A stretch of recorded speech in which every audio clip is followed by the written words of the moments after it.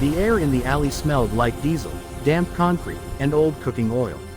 Somewhere above, a single neon sign buzzed like an insect that refused to die. The city had a way of swallowing sound, turning footsteps into whispers and danger into something you felt in your teeth before you ever saw it.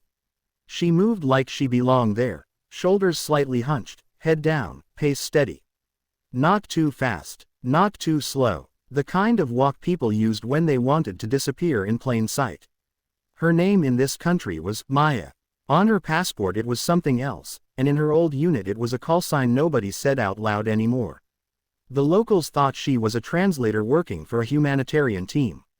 The men watching her from the corner shop didn't care what she was. They cared that she was alone. She felt them before she saw them. A shift in the rhythm behind her. A pause in conversation that didn't match the environment. The faint scrape of rubber soles on gritty pavement.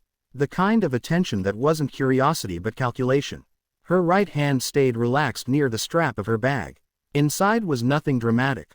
Water bottle, folded scarf, cheap phone, a small medical kit. No weapon, no backup, no armored convoy. That was the whole point of this meet. If she looked protected, she'd never get close enough. The contact was supposed to be waiting at the bakery 2 blocks ahead, a man who had once been a logistics clerk for the wrong people and had decided he liked breathing.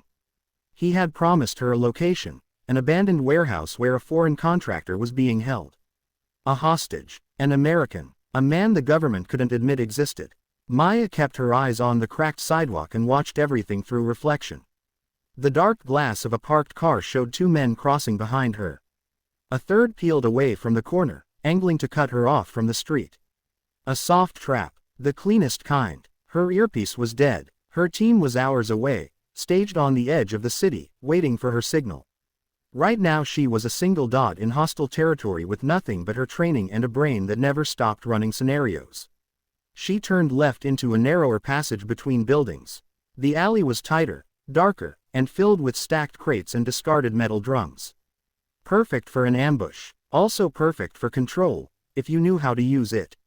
Footsteps followed immediately, faster now, confident. She counted them by sound. 3 behind, 1 ahead. 4 total. That matched the shape of the threat she'd felt. It also meant they weren't professional soldiers. Soldiers would bring more, or they'd use a vehicle. These were hunters who wanted the thrill of being close enough to smell fear. They didn't know she didn't carry it. The man ahead stepped into view, blocking the end of the passage. He was tall, lean, wearing a jacket that looked too warm for the weather. His hand was in his pocket like he was holding something. Knife or pistol, either way, he thought he owned the next 10 seconds. Maya slowed and stopped 2 steps short of the closest crate. Her posture was cautious, like a civilian realizing too late she'd made a mistake. Lost? The man ahead asked in broken English. He smiled like it was a joke. Behind her, the other 3 spread out, creating a loose semicircle. One of them laughed. Another said something in the local language that sounded like an insult. They were close enough now that she could hear their breathing. Maya let her eyes flicker, just once, to the nearest metal drum on her left. The lid was half loose. Inside, probably trash, maybe broken glass. She noted it anyway. Sorry, she said softly, letting her voice tremble just enough to sell the role. I'm looking for the bakery. The man behind her reached for her bag strap. That was the mistake. Maya moved like a switch flipping. She didn't swing wildly or panic. She stepped into the grab, turning her shoulder to trap his hand against the strap, then dropped her weight and pivoted. His wrist bent the wrong way. A sharp crack echoed in the alley. His mouth opened but no sound came out, because her elbow followed into his throat with controlled force. He collapsed, choking, hands clawing at air. Before the others processed what they'd just seen, she was already moving again. The second man lunged. She kicked the crate beside her, not at him, but at the base.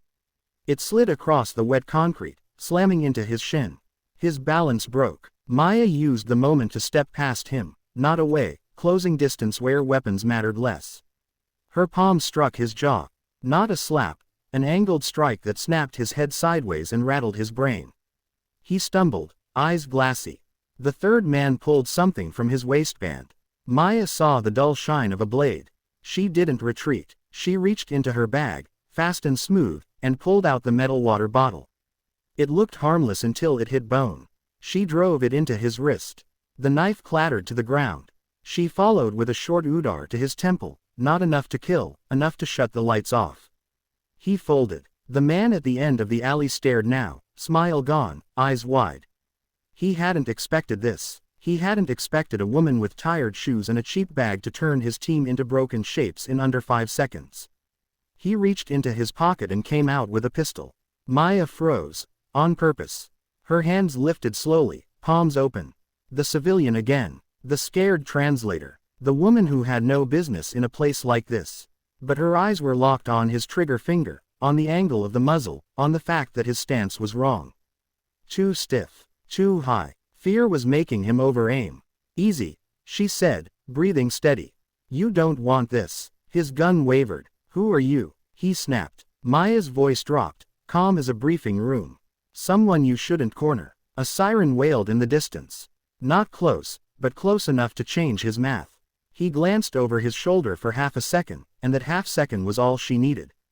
Maya stepped sideways and threw her scarf. Not at his face, but at the gun. The fabric wrapped around the slide and barrel, snagging just enough to disrupt his shot. The gun fired. The sound was deafening in the alley, a brutal clap that made her ears ring. The bullet struck the wall, showering dust and tiny chips of concrete. Maya was already inside his reach. She slammed her forearm into the weapon, driving it down. Her other hand grabbed his wrist, twisting. She used her hips, not her arms, rotating like she'd been taught 100 times in training mats and real fights. The pistol popped free. She caught it, spun it, and stepped back. Now she had the gun. Now he had nothing. He raised his hands, breathing hard, eyes darting between her and the 3 men on the ground. Maya didn't point the pistol at his head. She aimed low, controlled, professional. Walk away, she said. He hesitated. Maya's gaze hardened. Now, he backed up, stumbling over the fallen knife, then turned and ran out of the alley like his life finally mattered to him. Maya stood still for 1 heartbeat, listening. No more footsteps approaching. No more voices. Just the buzz of neon and the distant city breathing. Then she crouched, grabbed her bag, and moved again, faster now, but still careful. She checked each corner, each reflection, each shadow. Her hands were steady, her face showed nothing, but inside, her mind was already back on the mission. The contact, the warehouse, the hostage, and the fact that someone had just tried to take her off the board before she could reach the truth. She slipped out of the alley and merged into the crowd, disappearing like she'd never been there at all.